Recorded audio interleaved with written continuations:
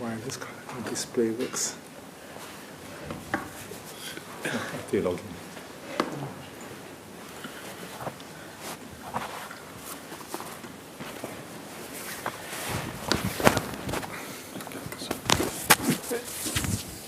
Okay.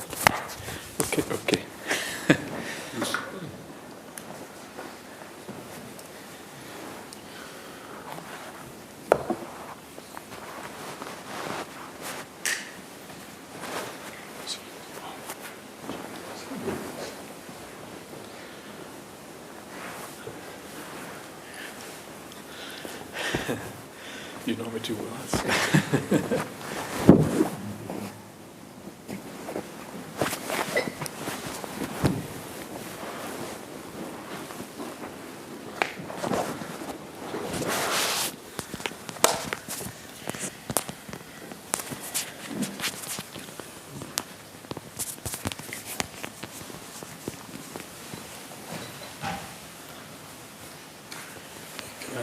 Can I put the microphone on your Ajahn? Yeah, okay, go for it. Yeah, that's fine.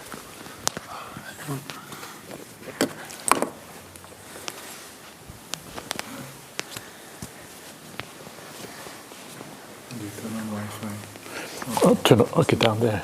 Just down here. Oh yeah, that's it. No. Okay. I see.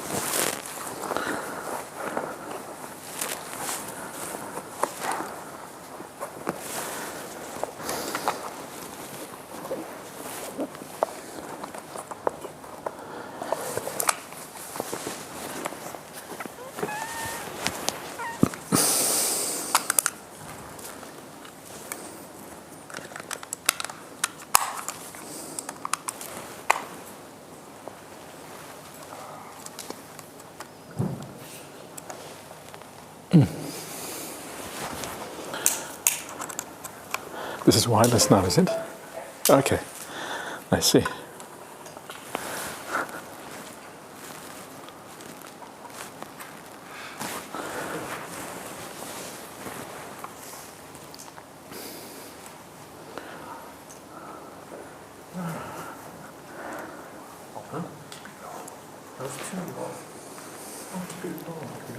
I don't know how to release this.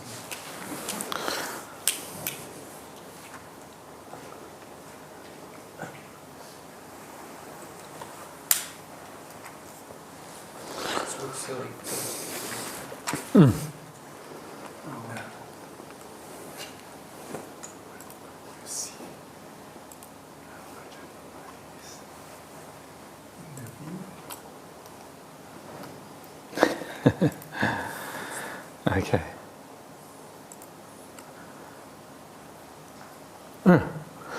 Okay.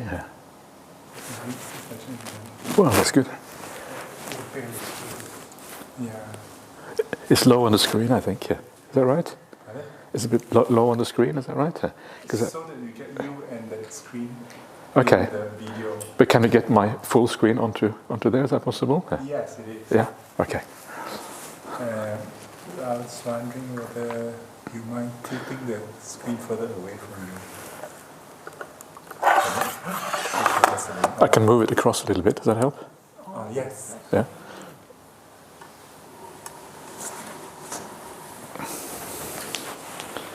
This is too weird. That's good. Yeah.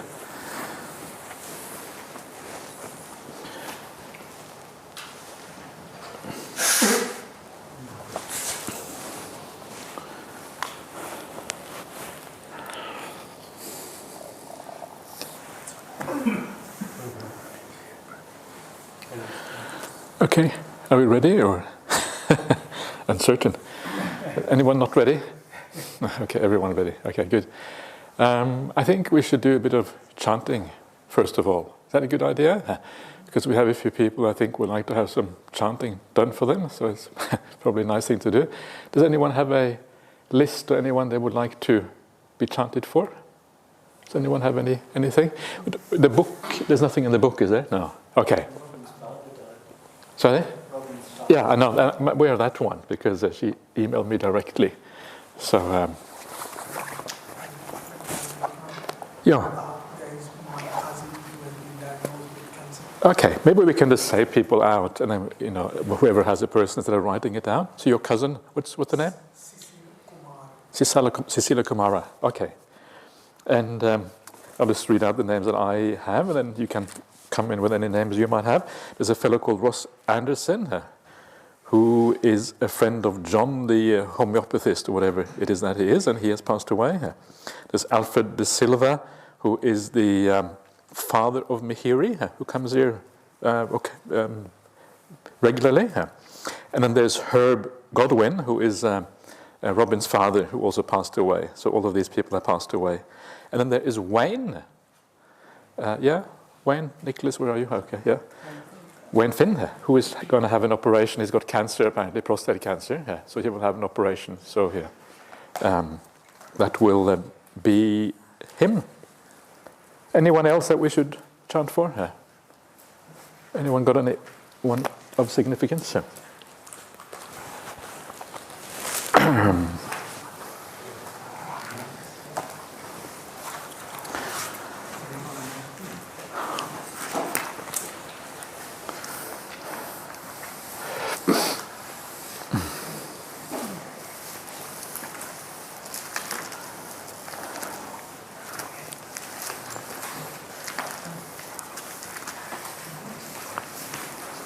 Burr, you usually have some people to be chanted for. Do you have anyone to be chanted for? Usually you have a long list. No, it's all right. Is it all right? Yeah? Thank Yeah. you. Yeah, okay. They are better. They are better already? Okay. Better not to make them too good. Just Yes. keep on. No, that's good. I'm sure Ajahn Brahm does some chanting in his cave as well. He always does that, so that's great. Okay, 1 minute to go.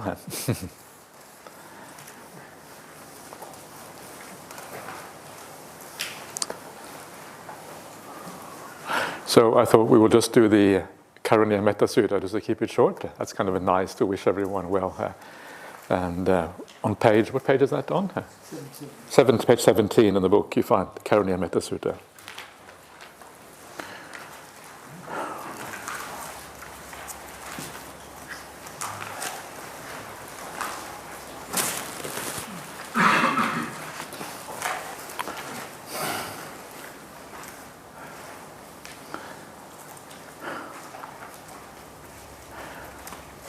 Okay, 1:15, good enough, yeah.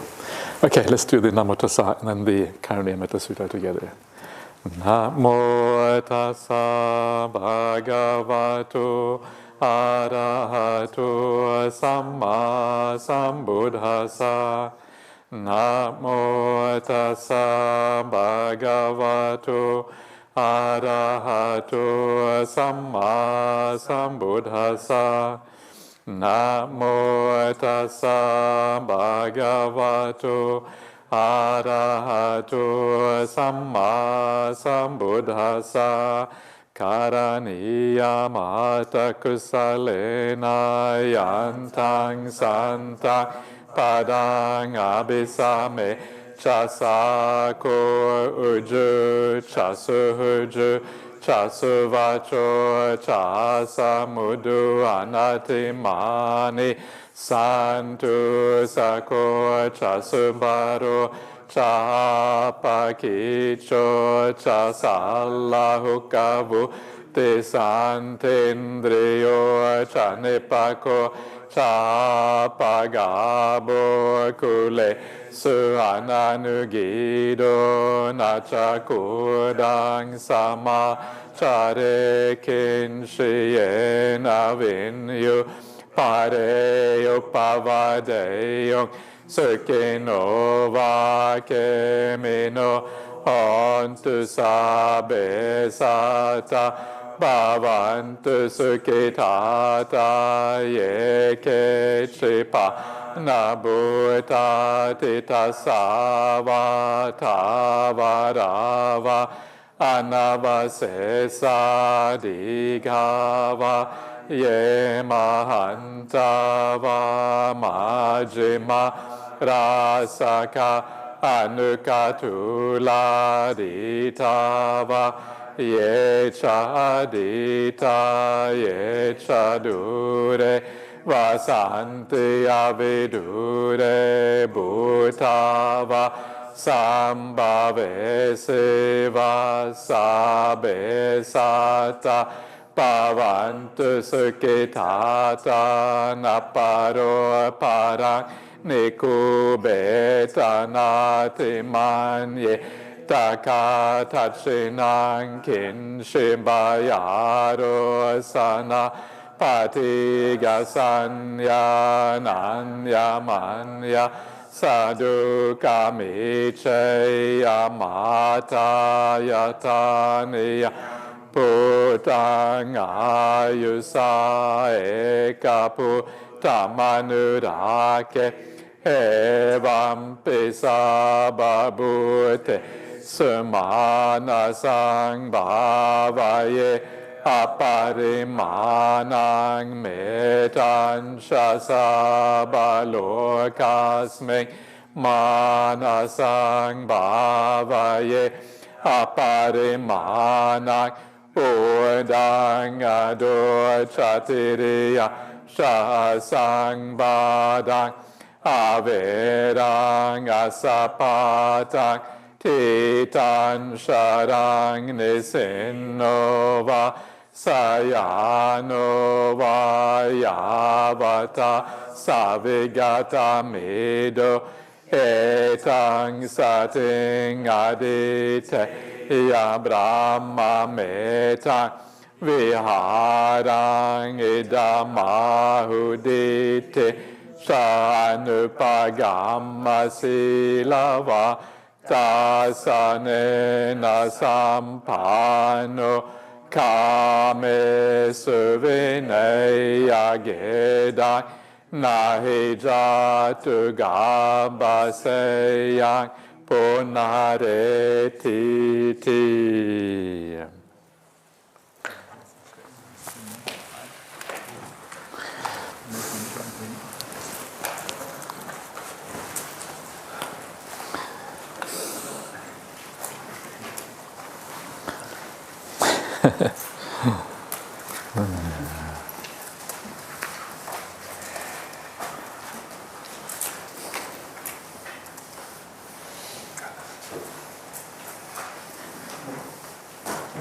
This is really nice, Radha. This is a really good way of setting it up. Thank you.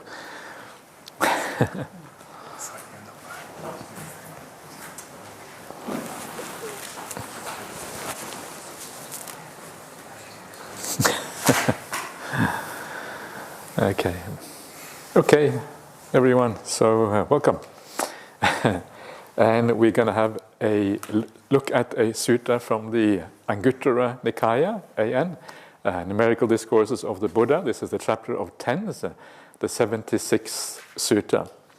And I just had a very brief word with Ajahn Brahmali before he went on retreat. He asked me not to kind of go into the Noble Eightfold Path and the word of the Buddha thing. So this is then what I'm going to do. And it's kind of nice to leave that to Ajahn Brahmali, and he can look after those things. But of course, the reality is that every sutta kind of impinges on the suttas. There's no such thing as a sutta which is free and doesn't really kind of have any relationship to anything else. Everything has a relationship with each other. And for that reason, we're going to be talking about exactly those things that it's all going to relate somehow to what Ajahn Brahmali is talking about on the Noble Eightfold Path and the word of the Buddha. But it will have a slightly different emphasis, and this is kind of the point here, I suppose. And this particular sutta, AN10.76, it is a sutta which on the surface of it looks quite complicated. It has, it's called the three things, Tayo Dhamma in Pali. And it is called three things because it is a linked series of things, three things leading to another three things, and then through 10 steps. So it's 10 times 3. There's 30 individual things in this sutta, all kind of relating to each other. So on the surface of it, it looks quite complicated and a bit daunting when you see all of those things, and you wonder what is going on, what is the relationship here, all this. And it was only really now, when I looked at it now, that I felt for the first time that I had a kind of grasp of what relationship is going on here between all of these factors. I always try to figure it out, haven't really been able to fully grasp it, but I think this time it's kind of gelled for the first time. Probably not fully, it never gels fully until you're an arahant, of course, but at least partially, and that is, I think, one of those, it's quite nice when that happens. One of the great reasons why I like to do sutta readings. If none of you had been here, I'd probably come anyway just to kind of give the reading. So it's just to, because it's kind of nice to be able to do sutta readings. It doesn't matter so much the audience. If you have an audience, if the audience enjoys that, well, marvelous. Actually doesn't matter all that much, which is kind of nice.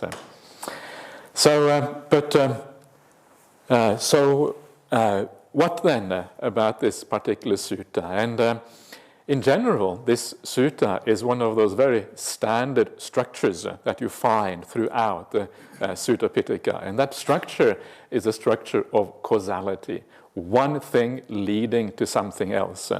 And here, one thing leading to something else through 10 steps and 9 links, one after the other, and each step having 3 factors to it, that's 30 altogether. And this is one of the hallmarks of the teaching of the Buddha, is this idea of causality and conditionality, how one thing leads to something else. And if you start looking at the suttas, you start to understand that everything in the suttas is constructed in that way. Of course, you have dependent origination, which is very obvious. It is a kind of a causal connection all the way through. That is the kind of the most obvious one. But it doesn't end with dependent origination. This sutta is another example, but if you look at all the kind of sets, the important sets that we find in the suttas, the Noble Eightfold Path, the 7 factors of awakening, the 5 spiritual faculties, if you look at what is called dependent liberation, if you look at the sequence of anapanasati, the 16 steps of anapanasati, all the way through this, you find that it's all causal. And it's not mentioned in every sutta, but occasionally you find a sutta where it's made very clear that the step-by-step arising of these factors is actually causal. One thing happens after the other. One thing conditions the next one. And this is through and through how the Dhamma works. And then you start to look at other teachings which are not given as causal in the suttas, like, for example, the gradual training. The gradual training starts off with the Buddha arising in the world, and when the Buddha arises in the world, the Dhamma becomes available, the Sangha arises, then people go forth. When they go forth, they practice virtue, they practice sense, they practice a bit slower, they practice what's it called? Sati Sampajanya, mindfulness and clear comprehension, or whatever you want to call it. We see some translations of this afterwards. Then comes the abandoning of the 5 Hindu, then comes the jhanas, yeah? And these are some of the most important frameworks we find in the suttas. And it doesn't give a causal sequence for these things, but when you know them very well, how they actually work, what they are just expansions of the Noble Eightfold Path. If you put the Noble Eightfold Path next to the sequence of gradual training, it matches almost perfectly, stage by stage. Yeah, it is very obvious when you see that. And because the Noble Eightfold Path is a conditioned or causal sequence, so is this other sequence. Same would be true for almost any teaching that you take in the Sutta Pitaka, like the Sabhasava Sutta, all the defilements, the second sutta of the Majjhima Nikaya, for example, has the same kind of structure. Most suttas are practical suttas about how to practice the path. And because they are suttas about how to practice the path, you would expect them to fit into the framework of the Noble Eightfold Path. Yeah, that would kind of make sense. Otherwise, there would be a discrepancy between the various suttas. So everything has that causality. It's one of the hallmarks of Buddhism. Why is it like this? And this is kind of important to understand, because and the reason why it is like this brings you straight back to why the Buddhist teaching is what it is. What makes Buddhism in a sense? What differentiates the Dhamma? Maybe not Buddhism, because Buddhism is so much, but let's call it the Dhamma, the early teachings of the Buddha. This is what differentiates Buddhism or Dhamma from everything else in the world. What is that one thing here? It's found in one sutta in the Majjhima Nikaya number 11, the Chula Sihanada Sutta, the shorter sutta on the elephant's footprint. And the Buddha makes it clear the one thing that distinguishes Buddhism from everything else is the teaching of non-self. No other teaching in the world has that kind of teaching. Yeah? It is kind of unique to the Buddhist teaching. Yeah? And what that means is that if there is no self, if there is nothing in existence that is solid, that you can rely on, that stands separately from conditions and is independent of conditions, it means everything in the world is conditioned. Yeah? There is nothing which stands independent. It means everything is caused by something else. Everything relies on a network of cause and conditions to be what it is. And this network, it actually what gives rise to a particular state. Yeah? Some conditions being more important than others. But this whole network is actually required for things to come into being and into existence in the world. So the Buddhist teaching is through and through about conditionality, through and through about causality, through and through about causal networks and causal sequences. And this is why, because there is nothing stable, no inherent essence in anything here. And that is actually very good news. It may sound kind of despairing, yes, it may sound terrible, but actually this is precisely why it is possible to make an end of suffering here. If there was an inherent essence to things, we would have to hang around. We would be trapped by that essence. It would hold us back. You couldn't make an end of things. Yeah, this is the problem with inherent essences. Something like that. So what this means, of course, is that when you understand the conditioning of things, when you look for the causes of things, then you can deal with issues. You can deal with the problems in the world. You can deal with suffering. You can deal with defilements. You can deal with anything, because all you have to do is look for the causes and then deal with those causes. And then you can do something. Or you have to look for the cause of that and then go backwards like that, like dependent origination, going back 12 links and come to the root of things. And causality does not go on forever. Well, in one way it does, but there are certain things we can kind of hold on to and we can use as levers to kind of enter the sequence to undermine certain causes, and then the whole sequence will unravel as a consequence. So this is the reason why this is so interesting and so extraordinarily fascinating, this idea of causality, because it allows us that entry point. We can do something about things. And this is, so whenever you have a problem in your meditation, your monastic life, your lay life, in your whatever it is, there is always going to be a cause. And all you have to, there's two ways of discovering that cause. Either you can just rely on the teachings of the Buddha, read the suttas and kind of figure out what the cause probably is from that. That is one way, and that is already very useful. because the Buddha gives very clear instructions for what the causes for most things are. Yeah, if you have ill will, well, it's because the way you look at a certain person. That's why you have ill will. It doesn't happen in a vacuum. Thoughts don't arise in the mind out of nothing. Thoughts have causes. They have intentions lying behind them. And so you can do it that way. You can just look at the suttas, and the Buddha gives a large number of places where he shows the causes of things. Yeah, whatever, if it's tiredness, he gives a cause for that as well. Yeah, so all of these things are there in the suttas. But more profoundly, the better way of understanding causality is to actually see it in your own mind. Yeah, because that's when it becomes real, in a sense, when you actually see how these things are conditioned. Sometimes that can be very hard, though. So sometimes it is useful to use the suttas. Sometimes you sit in meditation, nothing happens. Why doesn't it go any deeper? Yeah, why doesn't it take it? Why I'm sitting here watching the breath hanging out, nothing happens. Why is that? Well, then, because it can be very hard to see what is stopping you, it can be useful to use the suttas to give you some indication of what it is. And usually it is just, attachment to the body, the five senses, that kind of stuff, which is the problem. It's kind of obvious once you know how the suttas and meditation works. So this is the background for this sutta. Yeah, this is why it is interesting, because it is this kind of causal sequence. Now, it is a causal sequence which is quite complex. It has many factors to it. I should say, by the way, if anyone would like to ask any questions or comment on anything, please feel free to do so as we go along. Yeah, so we can have it a bit interactive if you wish. So this is quite a complex series. And what that means is that even though I'll soon show you how it fits in with the other sequences on the path, still it adds detail. And this is kind of the purpose of the suttas, is to show you the various sequences, the various teachings from different angles, adding different details, showing you slightly different sequences, which means it expands your idea of how the path works by doing this. Gives a little bit of different kind of approaches, how to approach the path, by seeing the various factors put together in slightly different ways, with different emphases. New factors added here, another factor added there, and it gives you an expanded view of things. So this is kind of the idea behind this, and this is why every sutta speaks to you in a slightly different way, with different information and different input.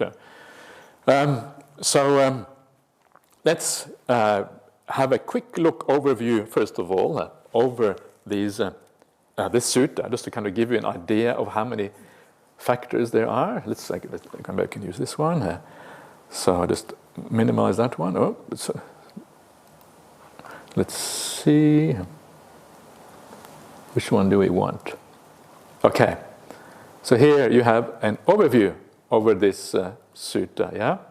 Nothing showing yet, sorry. Nothing showing? Okay, don't know why is that then.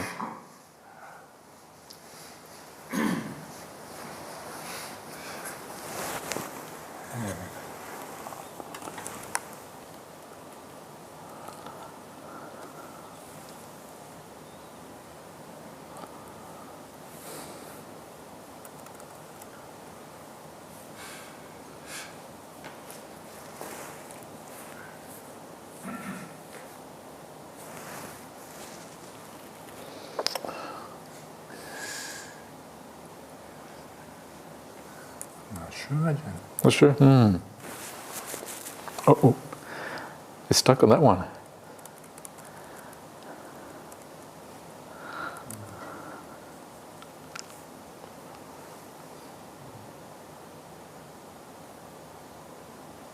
Does it have to be on?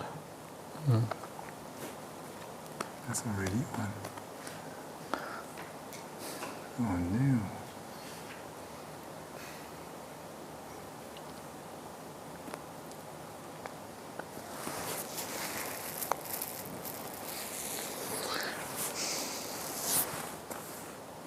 Got it? Okay. Got it. Okay. Yeah. That one there. Yeah. Ha. Okay. Marvelous. Excellent. Yeah.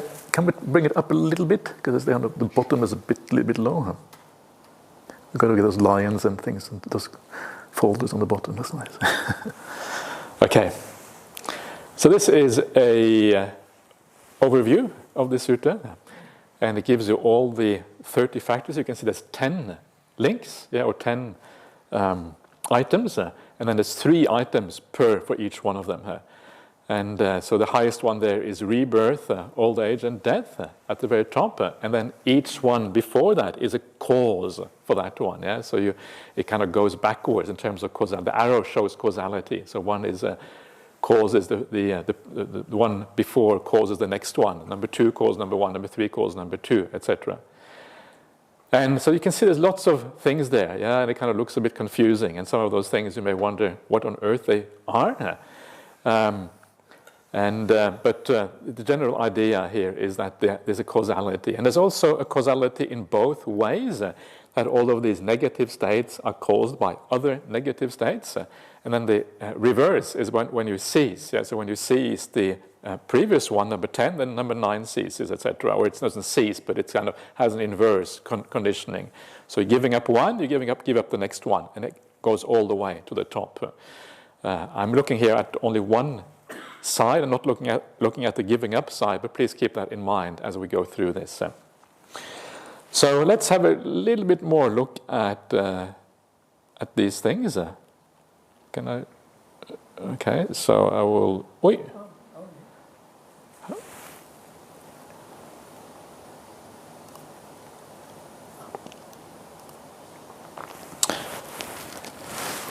Okay, good. So this is the sequence. Yeah, it ends up with rebirth, old age, and death. So these are all very familiar with you. Yeah, and then that is caused by greed, hatred, and delusion. Let's go through it very quickly now. And then you have that is again caused by identity view, doubt, and apprehension of precepts and observances. I'll talk about this in much more detail in a second. Just want to have a quick overview of the various factors so we get some idea what's going on here. Then that is in turn is caused by improper attention, ayoniso manasikara, following the wrong path. You can see now we're getting into things that are not so common. Yeah, it's quite rare to see following the wrong path in these kind of causal sequences. So this is where it kind of gets interesting. What exactly is meant by that? And I will talk about that in a minute. Mental sluggishness. This is also a term which is not very commonly found. Linatta cetasa or cetasa linattang. Not all that common in the sutras. That is then caused by lack of mindfulness, lack of situational awareness, that's sampajanya, and a distracted mind. Yeah, also not that common, a distracted mind. You don't hear about that so much. So we will be discussing that afterwards. Then you have not wanting to see the noble ones, not wanting to hear the teaching of the noble ones, and a fault-finding mind. Fault-finding mind is another one which is not all that common. This is the Uparamba Chitta. That's one of Ajahn Brahmali. He doesn't talk about that so much anymore, but he did talk about Uparamba Chitta all the time in the old days. Remember that? Ajahn Sarno, yeah? The fault-finding mind was kind of a staple of his talks, but not so much anymore. I'm not sure what happened there. Maybe he's just completely beyond it, forgotten what it's like to have a fault-finding mind. I don't know. And then we have the restlessness, lack of sense restraint, unethical conduct. Well, these are all familiar terms. Then we have faithlessness, and we have uncharitableness. This, again, is actually quite a rare term in the sutras. In fact, this is the only sutta where it occurs, this particular word. But it is related to other terms, of course. And then you have laziness, also doesn't often occur in these particular sutras. So this is kind of what makes it fascinating, all these kind of diverse things. Then you have disregard, another rare one, right? Being hard to admonish, that's kind of an interesting one. So we're going to talk about that. And then you have having bad friends, papa mittaka, or something like that. Papa is bad. And then comes the last one, the kind of root cause of this whole sequence. It was a lack of conscience, imprudence, and negligence at the very bottom there. And you probably know that these are hiriotapa, Yeah, like conscious imprudence, and then you have negligence, which is pamada at the bottom there. Yeah. So that is interesting because it has a number of well-known factors that you see in these sequences, but it also has a number of factors that are not very common, and 3 or 4 of those factors only occur very rarely in the suttas. And that, that's interesting in one way. Kind of either they were rare, and Buddha sometimes uses rare words, or it could be that when you have a number of rare terms that it is maybe a little bit on the late side. Sometimes you have to kind of look at suttas and look at the language and need to decide, are they authentic or not? And sometimes I was wondering, because the sequence, I don't know what you think when you saw that sequence, whether it kind of makes sense to you straight away. Whether, yeah, that kind of makes absolute sense. I can see the precise sequence there. If you do, congratulations, because it took me about 25 years to understand what's going on. But I think I found the key to what's kind of weird about it, and that's what I want to show you in a second here. So one of the questions is always, how authentic are these things? And one of the ways is to look for unusual vocabulary that doesn't exist in other suttas, which might exist in the Abhidhamma or commentaries instead. That's one way. Another important way to look at authenticity of suttas is to look at, does it have any parallels? Yeah? And it turns out that this sutta actually has 2 or 3 parallels. One is in Sanskrit, and I'll show you that sutta in a second. And the other one is 2 other ones are in Chinese translation, and I may show you even those ones. Maybe I probably won't, because just Chinese characters, you're not going to be able to make much of it. Maybe I'll see what happens. Maybe I'll show you some Chinese characters for this sutta. And so it has 2 parallel suttas, which then kind of makes it more likely to be authentic, because when they are paralleled, it means it was passed down through different schools over long periods of time. They have a common source, obviously, and that is what is fascinating. And what is very interesting about these parallels is that even though this particular sequence is very rare, there's so many different terms here, when you put them side by side, what you find is that the sequence is almost exactly the same, And this is one of those extraordinary things about the suttas. What is kind of really fascinating, and this is not something that you normally hear. Very often we hear all the suttas are uncertain because we don't know where they came from the Buddha. They kind of mash together bits and pieces, whack together to make long suttas and all these kind of things. But if that was the case, then a rare sutta like this would not really have been likely to have been kept so intact over such a long period of time if it was just mashed together here and there. So what is so fascinating is that the sutta is actually so similar. And the more you start reading the suttas, if you read something like the Venerable Analayo's comparative study of the Majjhima Nikaya, it is astonishing the amount of similarity you find between the suttas in the Majjhima Nikaya on the one hand, and all the parallel suttas especially in Chinese translation, but also some suttas in Sanskrit, some suttas in Tibetan, some suttas in various obscure languages like some Gandhari, like Sogdian, it sounds cool, Sogdian, Khotanese, Uyghur, these are all languages that actually have, the Uyghurs, these are the minority in China, they already had suttas 2,000 years ago in Uyghur language. So, or maybe not 2,000, 1,005, anyway, a long time ago. So this is kind of one of those extraordinary things, and this is also the case in this sutta, that it actually is almost exactly the same. You find the same sequence, Pali, Sanskrit, and in Chinese, and with 30 factors, it's quite amazing that is the case. But mark my words, though, almost the same sequence. That almost is actually very important, because that almost is the thing which is what I would call the key to understanding the sutta properly. Because if we look at the sutta as it stands now, it actually does seem a little bit jumbled, it seems a little bit strange. So let's compare it to the sutta in Sanskrit. So I hope you are good at Sanskrit. Anyone who reads Sanskrit here? All right. So this is the Sanskrit parallel, right? So here you are. Okay, so it has a slightly different name. The name doesn't really matter. But I I've highlighted all the terms for you, yeah, that are the same here in the Sanskrit as it is in the Pali. Yeah? So at the top here, this one here, you find Vyadi, Jara, and Marana. So Jara is old age, yeah, which we saw just now on the previous one. Marana over here is death. The only difference here is Vyadi. And Vyadi is illness, right? Vyadi Pidukkha in the suttas. So one difference already. Here the Pali has birth or rebirth.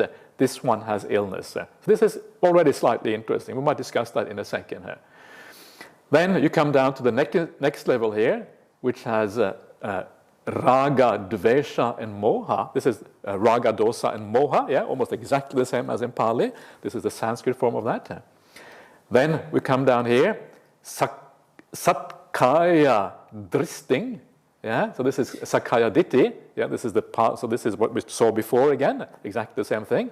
Sila Vrtapa Paramashang, Sila Vrtapa Paramasa, yeah, which we also saw before. I didn't say it in Pali, but it was all there. Then you have Vichikitchang, yeah, same as Vichikitcha in Pali. Yeah. And as you go down like that, you see all of these are the same. Yeah, if you go through this particular sequence, everything is the same as you go down there. I don't understand why you've highlighted a few words here and there. Because these are the critical words. Yeah, these are the three words which are in this. The other ones are all the same words. They are just every paragraph they are the same. The sequence is 3 leading to 3 leading to 3. Those are the ones I'm thinking of. That's the essence of the sutta. Yeah, everything else is kind of not really relevant. This is what is the core of the sutta, so I'm highlighting it. So sorry about that. I shouldn't make myself fully clear. Yeah. So all of these things, are the same all the way down, and it's all you can see here. It's almost exactly the same, and that's coming to the bottom right there. The only difference are the ones I've highlighted in pink. Vyadir, which is jati in the Pali, and then you have this particular line here. Actually, those three are found in the Pali, but they are found in a different place in the Pali. So in the Pali, this line in pink here is found up here instead, in between here. Yeah, this is where it's found. So 2 kind of items up. That's where it's found. Yeah, and when you bring it down to the bottom here, as it is in the Sanskrit, which is also the same place that is in the Chinese. It's interesting that the Sanskrit and the Chinese, they actually agree with each other. Yeah, the Sanskrit has the Chinese has exactly the same sequence as in Sanskrit. Are you impressed I can read Chinese? Anyone impressed? I can't read Chinese, right? I use software which does all the translating for me. Kind of point my little finger and it says birth, it says death. Yeah, okay, so this character means death, birth. Okay, that's how I do it. It actually works really well for this kind of thing here. But if you move the Pali down by 2 to be in the same place as it is here in the Sanskrit, then you start to see the sequence actually forming very beautifully here. And it fits very, very nicely with other similar sequences elsewhere. And this is the kind of thing you have to be careful with sometimes in the suttas, yeah? Especially in suttas that are rare like this one. In suttas that are very common, it's very unlikely to find this kind of juxtaposition. But in a one-off sutta like this, it can happen. And so this, I think, may be what has happened here. It is also possible that the Pali happens to be right. You can't really be absolutely sure about this. But to me, it looks quite likely that there is a problem right there. So what does this mean then? So what I'm going to do from now on, I'm going to assume that this sequence is the right one, and the sequence in the Pali is wrong. I'm going to work on that basis. Do you want to mention what that phrase is that you consider it's not in the right place? It's the not seeing the noble ones? Yeah, it is exactly. That's exactly right. Yeah, Aryanang, Darshana, Kamyata, not wanting to see the noble ones. Aryashya. My Sanskrit is pretty bad, isn't it? Dharmashya, Ashravana, Kamatang, so not desiring to hear the Dhamma of the noble ones, and Upalamba Chittatang, which is the fault-finding mind, is the last one there. Yeah? So this is the line which seems to be in the wrong place. In the Pali, it comes quite late in the sequence, but the idea of not seeing the noble ones really fits in quite early on the path, as it does in other places. So So let's now have a look at another. I've drawn up all these nice tables for you so you can get some feeling for this. So let's have a look at another little table here, which kind of compares all of these things, yeah? So this is a comparative table. You like my tables? Yes. Thank you. I feel much better now. You'll be able to put this on the net afterwards, I think. Yeah, sure, absolutely. Yeah. So here we have the this sutta we're looking at on the left-hand side, Anguttara 10.76. And then I'm comparing it to Anguttara 10.61. That is a sutta which I do which I've done quite regularly, certainly on retreats and things. It goes through 10 things. You may recognize that sutta. It is called the Avijja Sutta. It's a very nice sutta actually. And then at the very end, I have compared it to the Noble Eightfold Path and also the Noble Tenfold Path, yeah, to show you how beautifully it all kind of fits together once you understand what is going on here. Yeah. And you can see there in the top one over here, yeah, it has all of these three first factors here. They are all about understanding or delusion. Yeah, giving up rebirth is about liberation. Giving up greed and giving up identity view and all of that on the top left-hand corner, that is about knowledge and liberation. Yeah, so this is like the tenfold noble path. The last two factors, right liberation and right knowledge. And this fits with Anguttara 10.61, which is also about knowledge and freedom. Vijja Vimutti is a kind of standard combination you see in the suttas as well, knowledge and liberation. Yeah, and then you have the next one then in 10.61 in black there is coming under the previous one, giving up improper attention. Yeah, can you read what's there? Yeah, giving up improper attention, following the wrong path, and mental sluggishness. And this actually, it may not be obvious to you, I will show you in a second why that is the case, but this is equivalent to right samadhi on the path. Yeah, so it fits in with the samadhi idea. I won't talk about it now because I want to spend a bit of time afterwards in discussing this in a bit more detail. And of course, in 10.61, you have the 7 awakening factors, which are also all about samadhi practice.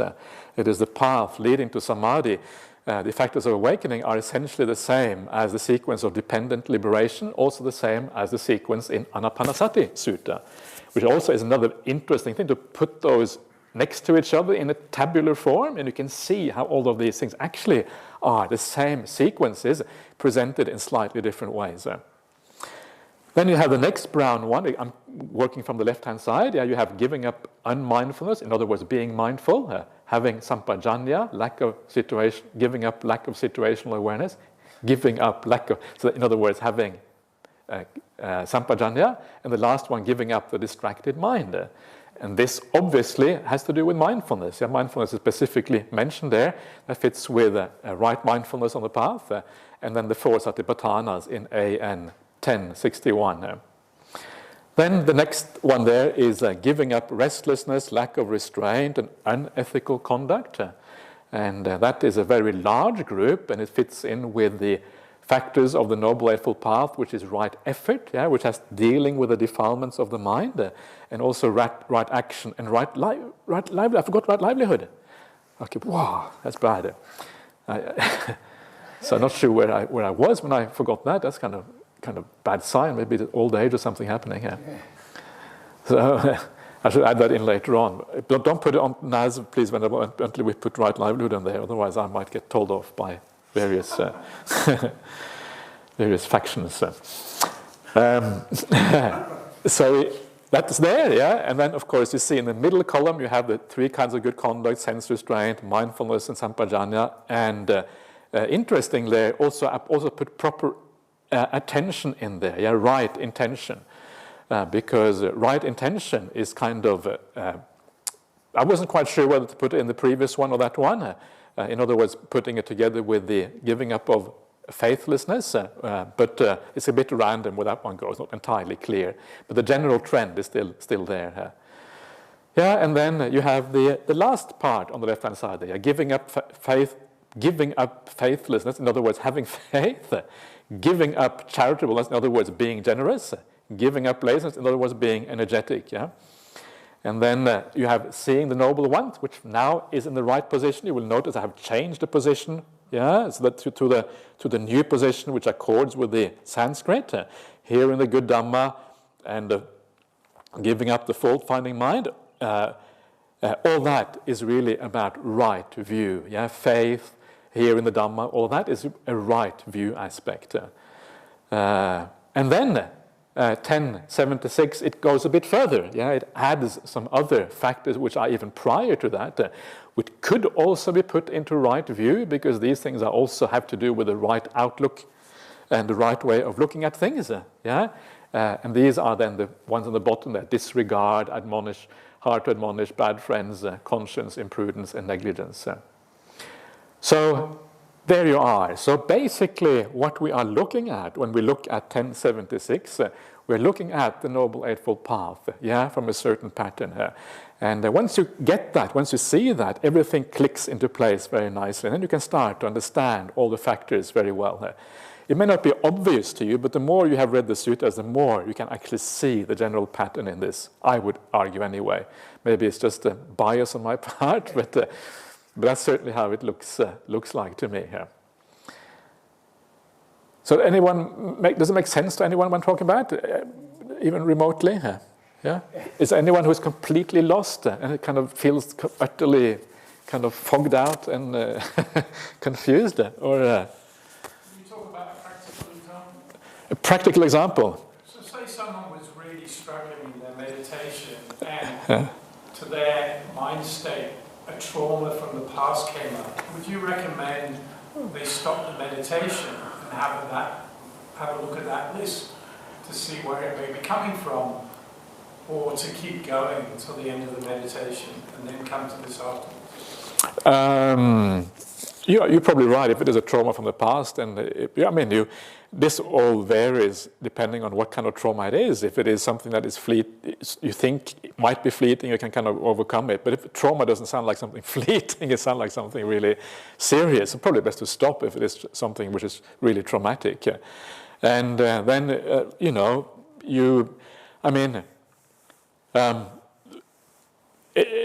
I suppose. Where you would go here, you would have to ask yourself what kind of trauma it is, what the issue actually is. It might be someone in the past who kind of harmed you or something like that that's coming up. And of course, in that kind of instance, you have to try to let go and forgive. That's really what you have to do. You have to, even though it may be very difficult to do fully short term, in the long run, we can't forgive almost anything if we keep on at it. So that's kind of the thing there, yeah, and that's kind of, and that will, I guess, you can put that in many places here. You can call it fault-finding mind, maybe, because usually some fault-finding included in that. Could be the restlessness in the mind or whatever. So you use whatever other things to overcome that in that sense, yeah. But really, one of the things about the Dhamma is that it is usually not, it doesn't talk about kind of, if you really have a big serious imbalances, usually the Dhamma is not the place to go to sort those things out. The Dhamma kind of assumes a certain degree of stability already, yeah, with these kind of things. And even then it's hard enough, but it sort of assumes that. And if you have some really serious traumas, often you're better off seeing someone who kind of professional in those areas, I think, rather than trying to kind of slug it out with these kind of things, I would say. Yes, Richard. I wonder whether the right view there isn't a bit too narrow. Too narrow? Well, in the sense that, identity view, doubt, and so on, up there, clearly are associated with right view. Yeah. And yet, right view is right down at the bottom right hand corner. Well, the thing about the Noble Eightfold Path is that it really is kind of circular in a sense. Yeah, it comes back again to the beginning. So you go, the right view in a sense has two meanings. One has the ordinary, mundane meaning for ordinary people, and then you have the right view of the noble ones. Those are kind of the two extremes, and of course it has a whole spectrum in between those two, but those are the two extremes. So you're right, all of those at the top are there, but it goes up and it comes back again. Yeah. So this is just giving one. In that sense, only giving one aspect of right view, giving the kind of the mundane or the ordinary aspect of right view. So I think there's a limit to what this kind of, these sequences can do. They can only show you so much until it comes a point when it becomes completely incomprehensible and entangled. You can't really understand anything here.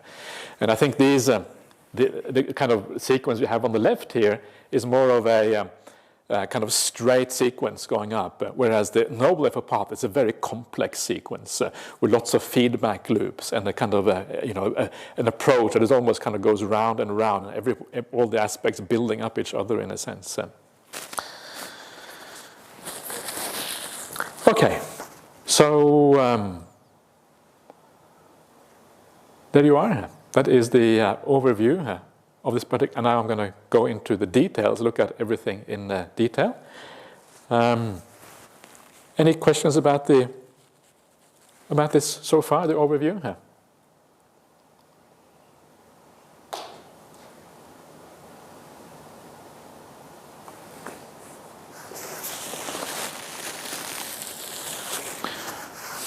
I always find it fascinating that it's one of the things that I always talking when I speak with Ajahn Sujata, one of the first things you do when you read the suttas, if you want to do it properly, is to see if there are any parallels. And if there are parallels, then take those into account.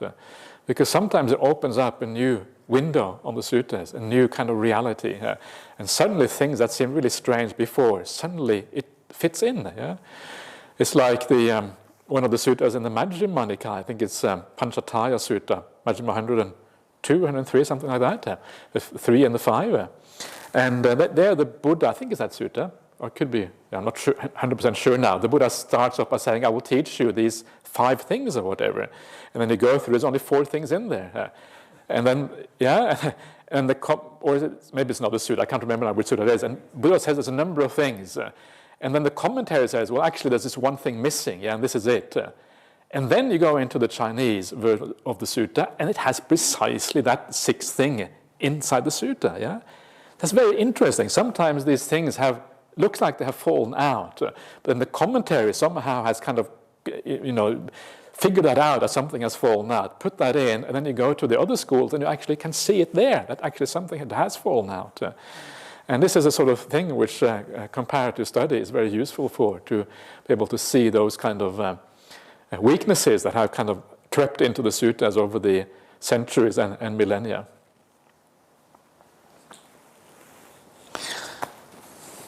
How important are those inconsistencies, Ajahn? Because we've always been encouraged since we came here really to stick with the Pali, to some extent forget about Abhidharma. So sometimes when you talk like this, it confuses me a little bit. It says I've got to set my breadth of knowledge much, much wider. No, usually the Pali is enough, because one of the first things you do find out when you do the comparative study is that the Pali is a very well preserved text. This is what becomes very obvious, and I think it is fair to say that generally speaking, on average, the Pali is better preserved than any other text anywhere else. So if you want to go anywhere, go to the Pali. And you can see that because other texts often have things that are added to them, and that's found in the commentaries in the Pali. So why does that happen? Well, it happens because sometimes commentarial material will be added to the sutta. Let's say you are reciting a sutta. Now, the only way you can recite the commentary is to recite the commentary along with the sutta. If you recite it along with the sutta, it's very easy for material to become incorporated into it. Sometimes that happens in the Pali, and this is some of the scholarship by Venerable Análya has shown that sometimes it happens in the Pali. More often it happens in the other schools, and they are often more expansive than the Pali. So generally speaking, the Pali tradition is probably the most conservative one in terms of having been closest to the word of the Buddha. That is the best place to go. But what I'm talking about now is if you really want to teach something, for example, and you really want to get into the details, then it can be useful sometimes to look at the parallels. And a very useful place to start out is just to start with Venerable Análya's study, the comparative study of the Majjhima Nikaya, because that gives you all the differences in all the suttas, across all existing versions of all suttas in the Majjhima Nikaya. It's a book is about 1,000 pages long. But have you got that one? If you haven't got it, you can have it from me. It's PDF. I have a PDF version of it. There's also solid. There's also in hardcover. Okay, so let's get on to the actual sutta. So that's a nice intro for you, I hope. So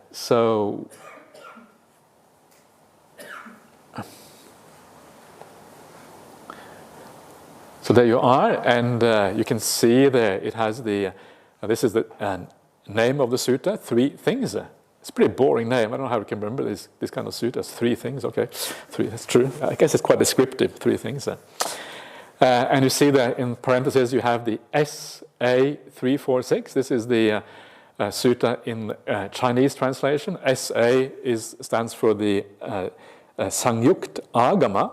Yes, this is from the Agamas. These are originally part of the Sarvastivadin school. The Chinese translations were done from the Sarvastivadin schools. And so this is the sutta in there. And the other one as well is, I think, also from the Sarvastivadin school, the Sanskrit version I talked about before. So that's what they are. That's why I put it in parentheses there. 3 things. So let's get started. And let's start from the top. And we're going to go backwards. So this is how the sutta begins. I'm just going to take a little bit of the introduction just to kind of get us a feeling for what the sutta is about, and then hopefully becomes a bit more kind of it has to have that little bit of framework, because all the suttas have some framework. So it starts off with mendicants. If 3 things were not found, a Buddha would not arise in the world. Mendicants, this is bhikkhave. This actually means monks, but Ajahn Sujato always translates mendicants. This is the sign, one of the marks of Ajahn Sujato, one of the signs of Ajahn Sujato, one of the characteristics of Ajahn Sujato is mendicants. It's scraped by Ajahn Sujato, mark, just like in the, what's it called, the Mahahattipadopama Sutta, the marks of the elephant. No, the Shulahattipadopama Sutta, sorry. So this is the mark of Ajahn Sujato. Mendicants 1, another one is immersion. These are 2 of the marks of Ajahn Sujato. So watch out for those marks. If you don't like his translation, you see those words, check it out. If you like it, keep it. Let's just stay. I'm not saying it's good or bad, I'm just saying that's the way it is. So if 3 things are not found, a Buddha would not arise in the world. And of course, those 3 things, we will see in a second, they are birth, old age, and death. Without those, the Buddha would not exist. In other words, a Buddha arises in response to certain things.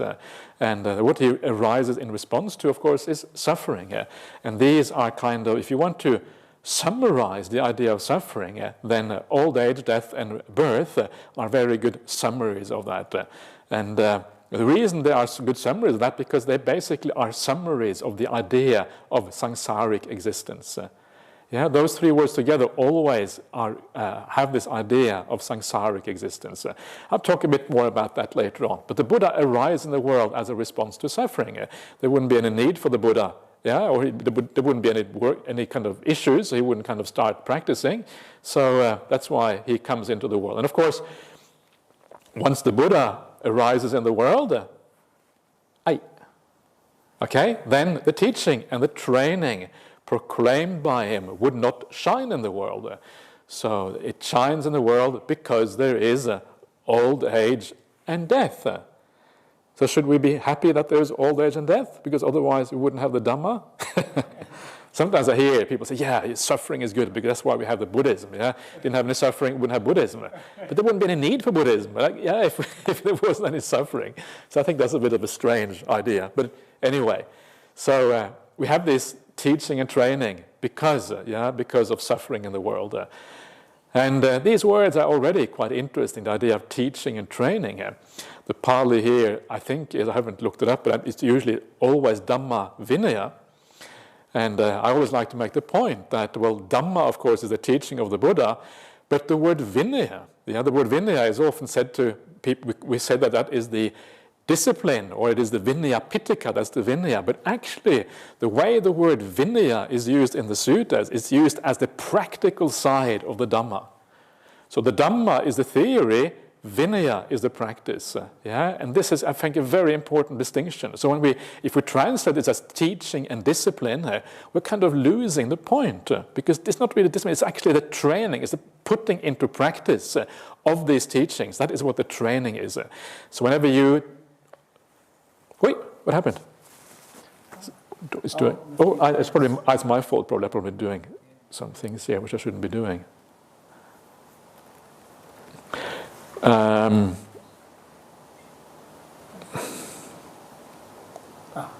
Yeah.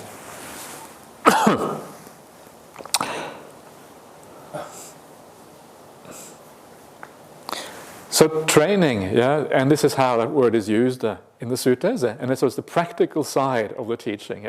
It's how we apply the teaching in our lives. And that gives a very different feeling to it. Yeah? When you read the suttas, often you read the word vinaya, and you think it means kind of the patimokkha rules and how we do sangha karma and all that kind of stuff. It has a very kind of rule-based and rule kind of thing. But actually, I don't think it is that at all. It has actually much, much broader application. But you can see how the idea of vinaya, meaning rules, came out of that. Because if you want to kind of formalize the idea of the Buddhist training, well, you do that through the rules of the vinaya, or the patimokkha, if you like. And then patimokkha eventually became vinaya, then it became the vinaya pitaka. But originally, it was about the practical application of these teachings. So I just keep that in mind when you read the suttas, because to me that is an important thing. Yeah? You find this, for example, when they talk about training an animal. Yeah, you train a horse or you train an elephant. It's always vineti. That's the verbal form of vinaya. Vineti means to train. Yeah, and it doesn't actually mean the rules that the horse has to follow, because the horse don't follow rules. They just do what they're told. When you whack them over there, you shouldn't whack them too hard, it's bad karma, but you whack them a little bit to get them going. Yeah, that's kind of what this is about. So vinayat, you can see how it is used in the suttas in this way. And then late in the Buddha's time, it became more, moving on to being more formalized. So what are these three things that are found in the world, yeah, because of which the Buddha arises? Yeah? And of course, these three things are as follows. Rebirth, old age, and death. The Buddha arises in the world because of these things. Now, I don't know about rebirth. We saw the other sutta, it had illness instead. It is possible that illness here fits better. If you look at how the Buddha was thinking, yeah, before his awakening, you go to the Arya Pariyesana Sutta, the Noble Search, Majjhima Nikaya 26. It's a very beautiful sutta. I would really recommend you to read that one. It talks about the Buddha's motivation for going forth. It talks about all his struggles in the early days. Yeah, it's a very powerful sutta, actually. It talks about his recollection, and this actually is found not in that sutta, but in the Mahasatchaka Sutta, Majjhima Nikaya 36, the greatest sutta to Satchaka, where it then talks about his jhana experiences and thinking about that, how this is the path to awakening. These suttas are really, really powerful, especially those two put together are really kind of awesome suttas. And not sadhu suttas, but just awesome. And the motivating thing, yeah, you see that in those suttas straight away, is this kind of thing. Yeah, he talks about the problem of old age. He talks about specifically the problem of death, not only in that sutta, but also other suttas where he recalls his early life before his awakening. These are the kind of issues he talks about. He doesn't really talk about rebirth so much, because rebirth is something that I guess he doesn't really know about. Yeah, rebirth is okay. Maybe he probably thought it existed because it was a large part of the culture, but it wasn't something he knew. Well, death he certainly knew about. Everyone knows about death. Everyone knows about old age and illness. So it's possible again that the Pali here is slightly different from the. It may have gotten it slightly wrong, and it may be that the Sanskrit version actually is more original in having vyadi, illness there, rather than rebirth. Does it make any difference? And I think the answer is no. Yeah, because these things are only problems if they happen again and again and again. Everyone has to die in this life. You cannot overcome death in this life. That's impossible. An arahant too has to die. So if this is the problem, what it means, it has to do with death in future lives, because that is the only death we can ever overcome. So rebirth is kind of implied regardless of how you look at this. Yeah, it's part of this thing. So that is kind of what this is about. So when we talk about this issue here, we have to always see it, regard it as this continuous cycle of moving on into the future. That is the only time it really comes together and makes sense. Otherwise, it doesn't really hold together as a teaching here. So this is the first thing here, yeah? It is this kind of idea. What we're looking at here is the samsaric existence. This is the problem here. But what I think is so fascinating by the Buddha, with the Buddha, is that when he was striving, before his became an ascetic, while he was still living at home, he wasn't really striving so much yet, I suppose. But the thing that motivated him and drove him to become a monastic and give up the lay life was this precise reflection, the idea of death. He said, I'm going to die. I'm going to become old. I'm going to have to deal with illness. Not only me, but all these things I'm attached to. My wife, my kids, all the things I own. All of these things too are impermanent. They're going to have to die in a non-literal sense because they're going to have to disappear. And this is so this was the Buddha's thought, and that was the motivating factor that actually made the Buddha, or the Buddha-to-be, become a monastic, a samana in ancient India. And to me, this is a very powerful thing, because what it shows you the power of the idea of death. Death has the power to give rise to an entire religion. In a sense, Buddhism, Dhamma, arose out of that thought of the Buddha. There is a serious problem here. I'm going to die. All of these other things are going to die. It's going to cause suffering because of attachments, all of these things. I've got to deal with it. I've got to get out of it. That is why we have Buddhism in the present day. Consider that for a moment. It's actually really, really interesting here. And what it means, of course, is the power of death and the power of these things to make us practice the path if we do it in the right way, to stop you from disrobing. One of the things that you have in the Anguttara 3 is the Sukkuma Sutta. This is the Buddha before he, again talking about his life before he became a monk. And one of the things he says in there is that if you contemplate death properly, you will never disrobe. Because if you're going to die, what's the point of disrobing here? I'm going to die. It could happen any time. You disrobe and then you die. It's kind of a waste of time, isn't it? You had the opportunity to stay and do something about it, and then you just die, and you disrobe and you die, and So death kind of makes things much more real. It makes the urgency of this thing much more clear to you as a consequence, and then it actually gives rise to this whole religion of Buddhism as a consequence. So it's a very powerful thing, and this is the problem that we are faced with. This is really the issues that we have to deal with: death, old age, and all the things that come with that. But the other thing which I find is kind of fascinating with this, and I think this says something about the Buddha as a person or personality, something about him. Something about the kind of confidence, or the audacity of the Buddha. The fact that you see, there's a problem, there's death. Okay, I better become a monk and sort it out. This is not what people normally think. If I'm going to die, okay, I'm going to die. There's nothing I can do about it anyway, so just carry on as usual. There's very few people who think, I'm going to sort out death. It takes some kind of different kind of person, right? It takes someone who really has a different perspective on reality, and audacity, and a kind of a ability to a confidence, in a sense, in his own abilities or whatever it is, that is kind of beyond the ordinary here. And this is the other thing about the Buddha. It says something about his spiritual qualities, really. Why this person was able to become the Buddha, because he already had qualities that obviously were very mature. There was a kind of wisdom there, understanding that there was a potential, something to be understood that was very profound and very deep. Because most people, you ask them about death, they're not going to say, I'm going to find a solution to death, just because it sounds impossible. How can there be a solution to death? You just die, that's it, and you just deal with it. Deal with it, mate. That's how people normally would think about these things. But the Buddha doesn't think like that. And that, of course, is what made him the Buddha, that he had that kind of a broader vision.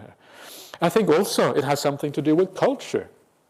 Obviously, ancient India was a culture where people were ascetics, there were samanas, they had an interest in these kind of things. They had a society which supported ascetics and samanas. They had there was a society where people already had gone a very long way on the path. There were people who already claimed to have found the solutions to the deepest problems of life. So there was kind of a cultural milieu around this, which of course make it easier to go forth and become a Buddha, because you kind of were a little bit of push in that direction already. And this was one of the things that also, of course, I think is very helpful, important to remember. You don't become a Buddha randomly. I think it takes a lot of cause and conditions for a Buddha to arise. Could a Buddha arise in present-day Australia? I'm not so sure. Okay, we have Buddhism already, so it kind of makes a difference. But if there was no Buddhism, could a Buddha arise in our society? I think maybe not, yeah, because I think the conditions, I'm not sure if they're conducive for a Buddha to arise. I mean, I don't mean to kind of pick out Australia. I mean, it could be almost any country in the world, yeah, maybe with a few exceptions. But, you know, maybe India is still the exception. I don't know. India is a kind of a strange and fascinating country, very, very different from most other countries, very kind of spiritual in a certain sense. But anyway, so this, I think, is also part of it, yeah, the idea that society kind of also pushes you a little bit in that direction. And I think that is interesting. I often think that we should be more humble in our society. We often think ourselves as very advanced. We think because we have iPhones and electric cars and we travel to the moon or whatever because we are so advanced. But what is advancement? What is it to be civilized? What is it to be, you know, to be ahead of everyone else? What does it actually mean? And to me, it means, well, if you have solved the riddle of the meaning of life, then surely you are much more civilized than anyone else.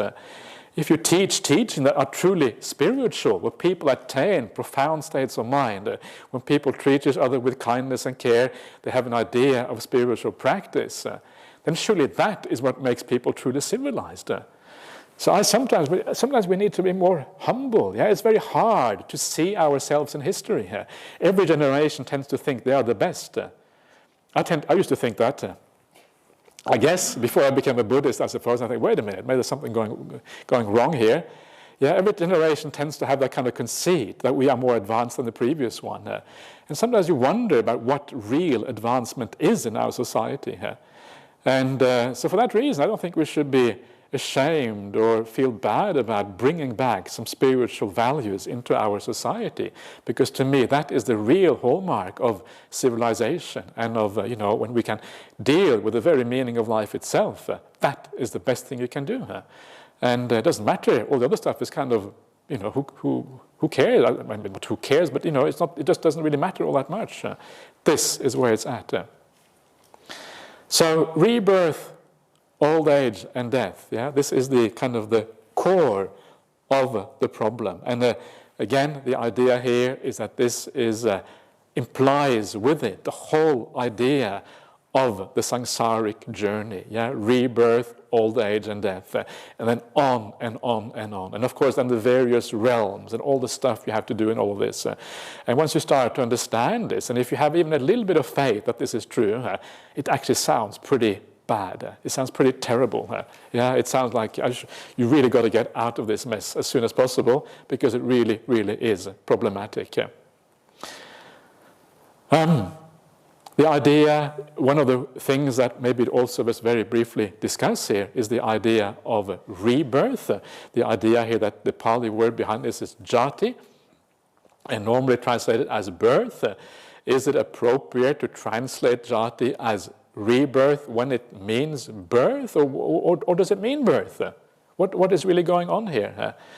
And the point here, and this is I think a very important point as a translator to remember, is that words have a context, and words never exist outside of that context. So, and that context is always cultural. Yeah, so you have to take the culture in which a word is used to actually be able to decipher its meaning properly. Yeah? And a word which actually means birth, yeah, you could translate it as birth, it wouldn't be wrong. Yeah? But birth in ancient India almost always implied rebirth. So when people heard the word birth, they would also hear the word rebirth. But when we hear the word birth, we don't hear rebirth. Yeah? So in other words, if you translate it as birth, you are giving a bad representation of this word into English, which gives the English-speaking person, doesn't have the ability to grasp that actually the meaning is much broader. And that's why I think rebirth actually is a very good translation here, because it adds that kind of extra dimension that otherwise we would never be able to hear in the Western world because we don't have these ideas as part of who we are. Yeah. So, first set of 3. Any questions or ideas or comments or complaints about the first set of 3? Anyone say no? I was just thinking, when I read those 3, the first thing I thought of, I respond with, is anicca. Because of impermanence, that's the basic problem into all this. There would be no possibility for it to target or arise if there wasn't impermanence. That's what I feel. But I think the more human level that you're talking about is actually more driving motivation. Okay. Suffering. So And anicca and dukkha go together so closely. I mean, but this is all anicca. I mean, death is one of the greatest kind of manifestations of anicca, isn't it? I mean, anicca is certainly included in this, especially when you think of it in a samsaric way. So, Venerable Saga. I was wondering, considering like the purpose of adding re in front of birth to make it rebirth,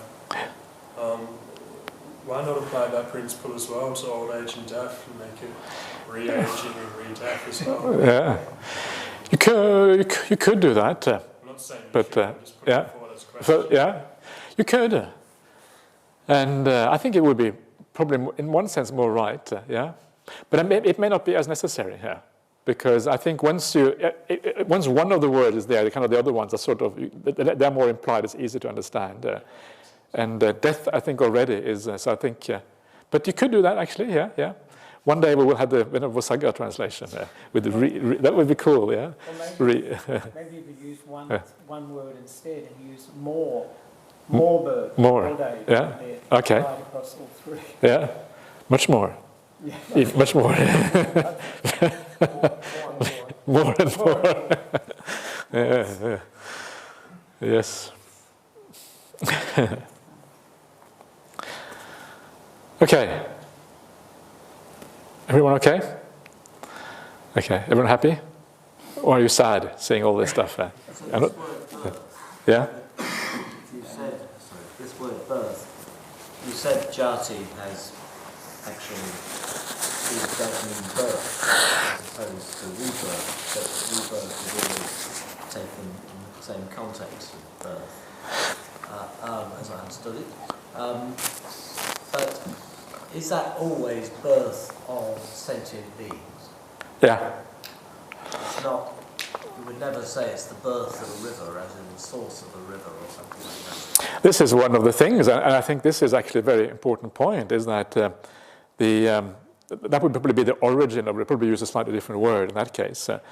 But one of the interesting things is that these words, birth, jati, old age, jara, death, marana, these words are almost always used in a literal sense. And that actually is a very important point, because it's very common in Buddhism to make this into a non-literal sense. Yeah, it is the kind of the birth of a mind moment or death. This kind of stuff is so common in Buddhism, and yet there is almost no use of that in the suttas at all. There's one exception, and that is in the Majjhima Nikaya 26, where the Buddha talks about his own death and the death of his loved ones, and he also talks about I think there he uses does he use the death of gold? He uses the death of horses and things, gold and silver. I think he may only use the old age, actually, impermanence, changing, not death. So there is no metaphorical usage of these words. They're always used in a literal way. And this is very important, because it means that that claim that people make, that these things can be used for mind words, actually has no substance at all from the suttas. Yeah? There's nothing there. And so this is why I think reading the suttas for yourself and having an idea of the Pali behind it actually is very empowering, because it allows you to meet these kind of arguments very, very clearly. At least you know, you don't have to go out arguing publicly, but at least you can feel secure in yourself that you know what's going on. Yeah, and these arguments are very. So this is actually a very important point. That's why I wanted to say this. Now translating, it's like you have rise and fall quite often. Yeah, and quite often. It's easy, even for me, it would be translated almost like a dying. It would but it's actually rising and falling. Yeah, It's difficult to find the right word in some language. Yeah, okay, because you are translating.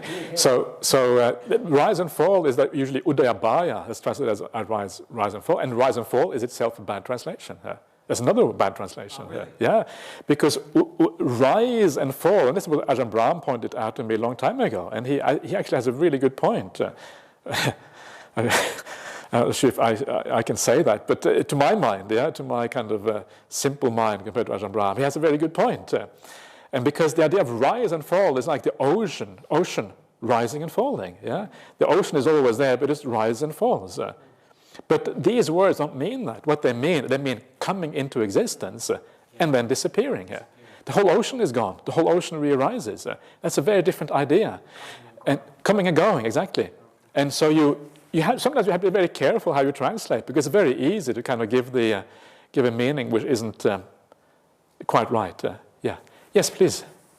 Hi, John. Is that Catherine? Yeah, hi. Back to the point that you made that the Buddha would not have arisen but for suffering. Yeah. I had the thought today, which was, I don't know, a little unsettling, does this mean that we'd be better off having no planet? No. Yeah, in a sense, yeah. But it doesn't work like that, because it's not, you can't just take a huge atomic bomb and blow everything up and then it will be gone, because you just get reborn somewhere else. There'll be another planet somewhere else that will take you gladly, yeah. So you can't really eliminate the problem is rebirth, always. So it's like people saying, oh yeah, we shouldn't have any kids because there's too many kids in the world already, so better not to have any kids. Well, they're going to get reborn anywhere, just get reborn somewhere else. But if you are a good person, you can raise your kids to become good people, then probably better if you have kids, yeah, rather than actually say, oh no, it's too many already, because the driving forces are different. So when you say, would it be better to have no earth? In one sense, yes, but the way to do that is through the Noble Eightfold Path. That's how you stop there being an earth, not through blowing it up or anything like that. Yeah. Yes. I was thinking about 14,000 years ago when we say that there was the Atlantis and the Lemurian civilization. Okay. Quite spiritual. Yeah. And they didn't, while they had the death and rebirth idea, I guess they didn't have, they had found the solution to old age. Uh-huh. That wouldn't have been a time that the Buddha could have come in, I guess. All three conditions were not needed. Yeah, I don't know if you need all three. Maybe death is enough. Maybe death is sufficient. Death is the big one. Yeah, old age is kind of subsidiary. Death is really the big one, and that's the one that matters in the end, I think. Yeah. If you read, one of the things you see in the suttas is that death is talked about quite a lot. It occurs in many different places. Old age, jara, and vyadi, sickness actually occur quite a lot less. Death is the big one, because death is old age, okay, you are still here, okay, the body is falling apart and it's unpleasant or whatever, but death is like a massive transformation where you are, you have to give up everything you own in this world, everything, yeah, and even part of your mental content is tied to this world, and you're going into the unknown. So it is a very, very big thing, the idea of dying, and that is kind of the most challenging point in any human life. So I think that is sufficient. And Atlantis, okay, I've never really, it's not mentioned in the suttas, unfortunately. I would be cool if it was in the suttas, but yeah, you wonder, yeah. Sometimes you hear about these things, and I used to be a very kind of rational person. I would reject all of these things as kind of crazy, and UFOs I would reject. But I don't know, I'm much more open-minded these days. And you wonder whether there is such a thing, whether this thing, actually there was an Atlantis. It could have been maybe a Devaloka even, yeah, or somewhere halfway between the human realm and the Devaloka, somewhere that, they didn't have any old age. That sounds like Devas. Devas don't have old age. Yeah, Devas, they have a body which is the same, and then bing, they're gone now. Actually, they found the solution for the old age as in through crystals. Crystals. That's why people believe in crystals. Okay, that makes okay. Yeah, I'm a little bit skeptical about that, but anyway. Anyway, but the world is a much more interesting place than we sometimes give it credit for, So it's, we've got to have an open mind these days. Just to bring it back a bit more to the material world, they did find a Greek city that had gone underwater. It sort of collapsed into the water. It was about maybe 4,000 to 5,000 years Okay. ago. It wasn't, Yeah. but they thought that was probably the source of the myth. Okay. Okay. Yeah. Yeah. Good. Yeah. I didn't think we were going to talk about Atlantis today. But that's interesting. That's, yeah. Yeah. Yeah. That's good. Okay. So let us move on. So now the question then is, why is there these things? And I think you won't be too surprised at the answer because you have seen it already. But yeah, so it has these things have a condition.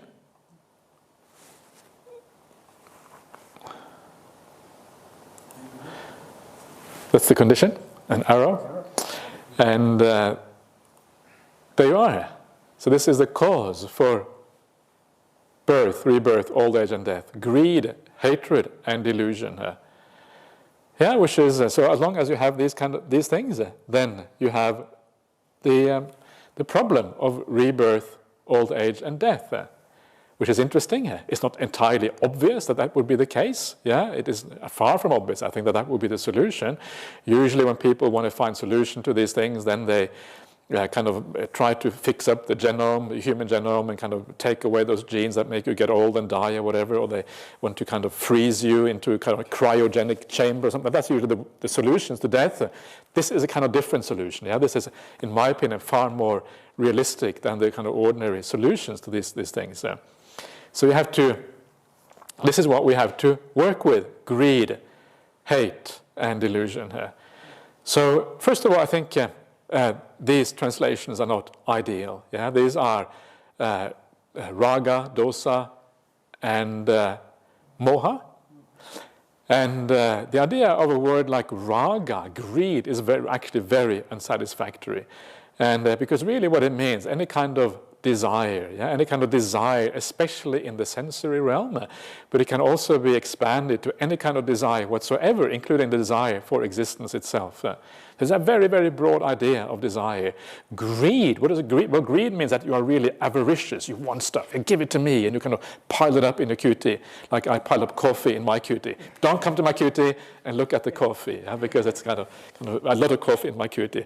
A Burr is kind of trying to give me even more coffee, but which is very kind of you, Burr. I appreciate that, but I kind of have to go down at least half a meter in the current level before I... No, I'm exaggerating. It's not that bad. So it just means general desire, yeah? Especially desire in the sensory realm. Hate is another word which is not really suitable for dosa. Hate means a very strong ill will towards somebody. Yeah, it's a very, very, very strong word. But this means any kind of ill will or anger that you have towards anyone. Yeah, this is a very broad idea, and it's almost the flip side of desire, because if you don't get your desire fulfilled, then you often get your you become angry as a consequence. And the last one is delusion. Delusion is a much better translation. You could also render that as confusion, for example, would also be satisfactory. But that gives you an idea of what these words are about. Yeah? And of course, the point here is that these are the things that perpetuate samsaric existence. These are the things that drive us on in samsara, and that is why they are the cause of birth, old age, and death. Yeah? That's why they become that cause, simply because they perpetuate that existence. And how do they do that? Well, they do that simply because delusion, and we'll see that in a second, the main problem with delusion is the idea of an I exist. And because you have an idea of an I, because you want to exist, that craving to exist also in the future drives you onward into a new life. Yeah, it's this kind of projection of yourself into the future. You're looking into the future, you desire that, and that force then ensures that you actually do get reborn in a future life. That's how this idea works. As the idea of craving actually drives you on. So really that of course is some people find that hard to relate to, but And one of the reasons why it is hard to read is because precisely it takes insight to be able to see these things. Desire or greed, lobha, is exactly the same thing. Yeah, these things are things that drive you on into the future. Greed is this need to always go somewhere else, always move on to something, always being satisfied somewhere. It's a projection of yourself, a projection into the future. And hate is a similar kind of thing. If you hate somebody, you are thinking about them, you're obsessing about them. It's a movement towards something in a certain way. So all of these things tend to kind of involve you and move you on into the future. And that's why they are so problematic. And it is only really through removing that illusion, that illusion of a self, especially, and that is the deepest one here. The deepest problem here is, of course, the illusion of a self, the delusion, and desire and hate really stem from that illusion. Once the idea of an I is there, the other ones arise as a consequence. So this is a very important point of Dhamma as well to understand, that the delusion, the sense of an I, actually is what creates greed and hatred. Why is that? Well, it's very obvious. Because once you have an I, the I wants to be satisfied. The I wants to have things. The I wants its attachments. The I naturally desires. It wants to feel good about itself. And that's why you desire. Without the I, without a me at the core of this, that whole thing, that whole idea kind of falls apart. The reason why you have anger is also because of an I, because an I needs to defend itself. This is me. Don't touch me. Stay away. I'm a monk. Or, don't take my coffee. Actually, you can have some coffee. I'll give you coffee if you want to have coffee. Please have some coffee. But, so you can see how this is obviously derived from the idea of an I. If there is no I, if there's nothing there to defend, there's no island, there's no me which is scared of the world around, then of course the whole idea of ill will and anger kind of falls by the wayside because of that. So these things are very closely related to each other. I've already been going for an hour and a half almost, and I am concerned about going much further because the next set of three are actually quite involved and quite important ones, and I think probably good to start with those with a fresher mind and not kind of just carry on and force this thing on. So I think I will just leave it at that. But we have seen the first kind of sequence here at the very beginning, the idea of greed, hate, and delusion being the cause of rebirth, old age, and death. That is already a very important one, because greed, hate, and delusion, you can start to see the contours of the solution. With death, it's very hard to see the contour of a solution. But once you understand that this is the cause, well then, maybe we can do something with greed. Maybe we can do something with ill will and confusion. That's quite likely there is something we can do with those things. We're starting to see where the solution will be found. And this is why this is quite interesting already here. Should we, any more comments before we call it a night? Any last issues? Going, gone. Okay, let's do the Handamaya. Andamayam sadhu karam dadamase sadhu, sadhu, sadhu, Anamodami. Okay, so let's pay respect to the Buddha Dhamma Sangha together. Would you like to free me first of all, please, Vasanga? Yeah, I'll come down again. Oh.